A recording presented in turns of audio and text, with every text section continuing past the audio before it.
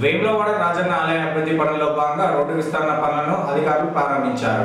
ప్రసిద్ధ పుణ్యక్షేత్రమైన వేములవాడ రాజన్న ఆలయానికి వెళ్లే ప్రధాన మార్గమైన తిప్పాపూర్ బస్టాండ్ నుండి రాజన్న ఆలయానికి వెళ్లే దారిలో రోడ్ల విస్తరణ పనులను ప్రభుత్వం ప్రారంభించింది. ఇప్పటికే దాదాపు 80% వరకు ఇండ్లకు నష్టపరిహారాన్ని చెల్లించిన ప్రభుత్వం ఆదివారం రోజున రోడ్ల విస్తరణ పనులను ప్రారంభించింది. స్థానిక మటన్ మార్కెట్ సమీపంలో కూల్చివేతలు ప్రారంభించడంతో ఇక రోడ్ల విస్తరణ పనులకు ఎక్కడ ఆటంకం లేదన్న నిర్ణయానికి వచ్చారు. మటన్ మార్కెట్ వద్ద అధికారుల ఆధ్వర్యంలో పోలీసుల బందోబస్తు మధ్య జేసీబీల సహాయంతో కూల్చివేతలను ప్రారంభించారు. స్థానిక అమరవీరుల స్తూపం నుండి రాజన్న ఆలయం వరకు కూల్చివేతలు సాగనున్నాయి. ఇప్పటి వరకు దాదాపు 60 మంది నిర్వాసితులకు 2013 భూసేకరణ చట్టం ప్రకారం పరిహారాన్ని కలెక్టర్ సందీప్ కుమార్ చేతుల మీదుగా, స్థానిక ఆర్డీఓ, రాజన్న ఆలయ ఈఓ రాధాబాయి చేతుల మీదుగా నష్టపరిహారాన్ని చెల్లించారు. మిగతా వారికి కూడా చెక్కులను కోర్టులో డిపాజిట్ చేసినట్లు అధికారులు వెల్లడించారు. కాగా ఆదివారం రోజున ప్రారంభించిన కూల్చివేత సందర్భంగా పెద్ద ఎత్తున పోలీసు బందోబస్తులను ఏర్పాటు చేశారు.